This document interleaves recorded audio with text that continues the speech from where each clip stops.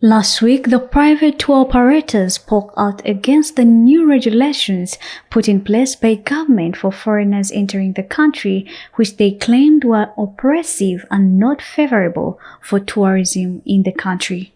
According to the tour operators, Uganda, which is competing with neighboring countries such as Kenya and Rwanda, suffered a big setback in the sector, mainly stemming from the complaints about the mandatory COVID-19 testing that are carried out upon arrival at the airport.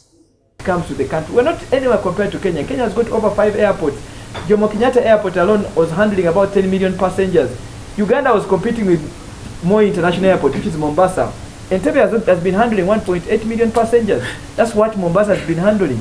So we don't have business, and 1.8 at the airport include Ugandans who have traveled abroad. It's not only tourists. So we need to make sure that this country is ready, is willing to take on the conditions that the other competing countries are doing. Of course, it's a trip to Africa, which is already, they have to prepare a lot, they have to go through a lot. And if they have the feeling, if there's a slight chance that they arrive here and they get a positive test and they have to go to a government facility, that really scares them off. People don't want to come here, they don't want to take that risk. I understand the challenges were there. And of course, mainly arising from the fact that the people in charge of testing are from the private sector. And when Cabinet took a decision through the guidance of His Excellency that now testing should be done by government, we shall have most of these issues sorted out. In response to the outpour of the tour operators, CTV sought answers from Martin Bahinduka Mugara, the Minister of State for Tourism, Wildlife and Antiquities, who revealed that government is still studying the new guidelines.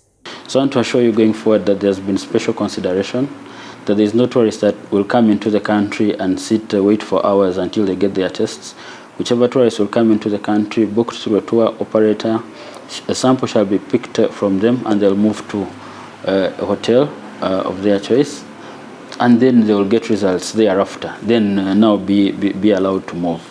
When the country went into a total lockdown in March 2020, the tourism industry was the most affected because of the closure of airports and the restriction of movements within the country. According to the minister, a lot of work is being done to market Uganda as the best tourism destination in the region.